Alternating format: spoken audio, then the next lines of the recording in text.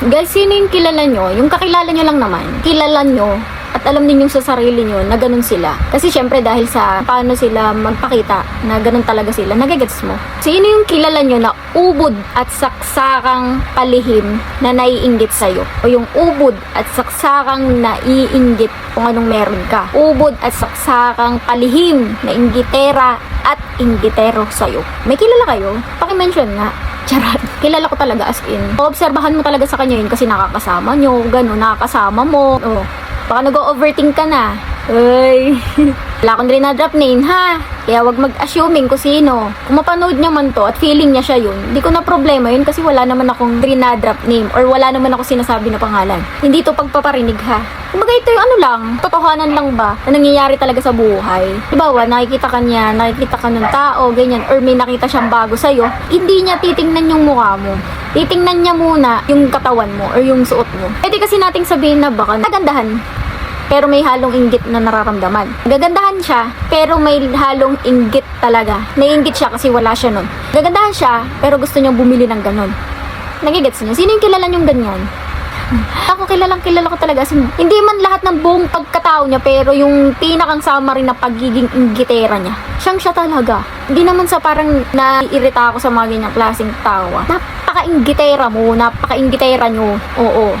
Accept nyo na sa pangangatawan nyo yan, pero alam nyo, kahit sino, may irita din sa inyo. Titingnan niya yung katawan mo, yung pananamit mo, no? Siyempre, bago sa paningin niya. Kunwari lang yan na nagagandahan, ganyan, pero minamata ka na yan. May ganyan kasing tumingin, nang mamata talaga, tapos parang nandiyan sa isip niya, ay, ganda, makabili nga. Na-observe ko na yan, nangyari talaga yan sa totoong buhay. Alam nyo ba? Diyos ko po, mga isang araw, dalawang araw, mga ilang araw lang, 3 araw lang, meron na din. Grabe naman. Ayoko talaga sa mga taong ganyan. Ubod at saksakang palihim na naiinggit sa'yo at ubod at saksakang inggitera. May mga taong ayaw nila masasapawan sila kasi nainggit sila.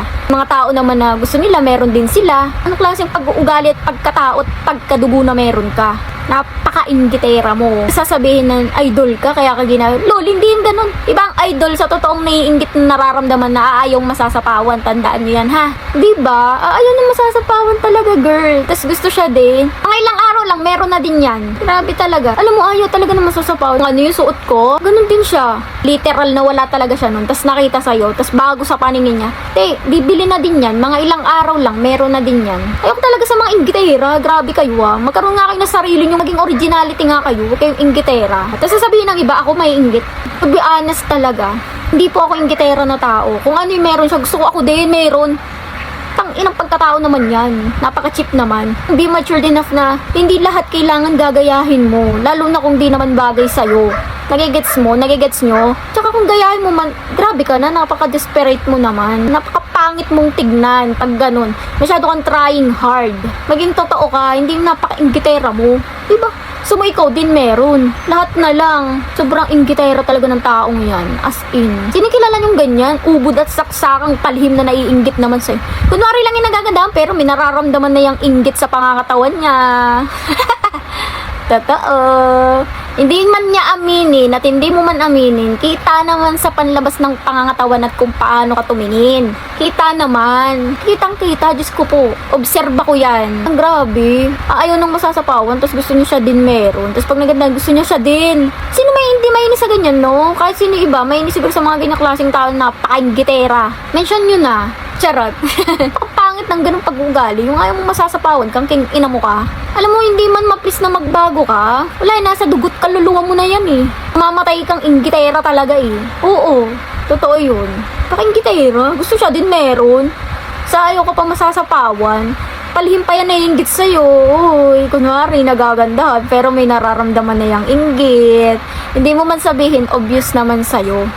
Ano ka ba? Huwag mo na ipagkatanggihan. Makakagigil din yung mga inggitera, no? Paka-inggit? Paka-inggitera, siya di meron. Yung mga panahon na wala siya, tapos nakita lang sa'yo. Hindi ko naman sinabing ako lang dapat ang may ganun. Ayoko na may katulad. Girl, ang point dito kasi, ang sinasabi ko, yung mga panahon na wala ka talaga nun, tapos nakita mo sa tao, eh dahil nga inggitera ka, mga ilang araw lang, meron ka na din. Kasi nga, saksakan at ubod kang palihim na inggitera. Napakapangit mong ganun. Alam mo ba, nakakaganda yung ganun pag-uugali. Kakagigil ka, sarap sa pakin. Titrigger ako sa mga ganyang klaseng tao na mamatahin ka pa niyan, mamatahin ka pa. Sige, mangmamata pa yan. Mamamata pa yan. Alam mo, hindi ko na-obserba. Na-obserba ko yun. Ayoko magpaka-plastic pero gigil ako sa ganyan tao. Kahit sino ka pa. Sarap sapakin. Yung ganunin mo sabay, napakain gitara mo. Real talk. Real talk talaga ng tao, lalo na pagkita ko talaga sa kanya eh. So, yun lang naman. Baka naman ibig din pa ng iba yan. Pero kung may kilala kayong ganyang tao at nagigigil din kayo sa ganyan, i-mention nyo na. Nung mapahiya. Charot. So, ang ano lang naman dito, ay huwag kang inggitera. Matuto ka kung anong meron ka. Kahit libo-libong pagsabihan ka, at talagang ubod at saksakan kang palihim na naiinggit sa tao, ay nasa dugo mo na yan at kaluluwa. Pero yun nga, baka balang araw, sa gigil ng tao sa'yo, baka masapak ka bigla. Naku, kainggitera. Grabe. Siya din meron, ayaw pang masasapawan. Mamukat-mukat mo, mga ilang araw, meron na din yan. Napakainggitera kasi. Buisit. Ba ano? Grabe ka naman. Yun lang naman guys, kung hindi ka pa naka-follow sa FB page ko, mag-follow na din kayo. At kung hindi ka pa naka-follow din sa aking TikTok, mag-follow na din kayo sa TikTok ko. Mag-subscribe na rin kayo sa YouTube channel ko para mas maging update kayo sa mga susunod nating videos. Yun lang guys, kasi may mga content tayo na pwedeng makarelate kayo. Or alam nyo na, may something na alam nung nakakagigil din. Yun lang guys, that's it. Always keep safe and God bless everyone. Bye!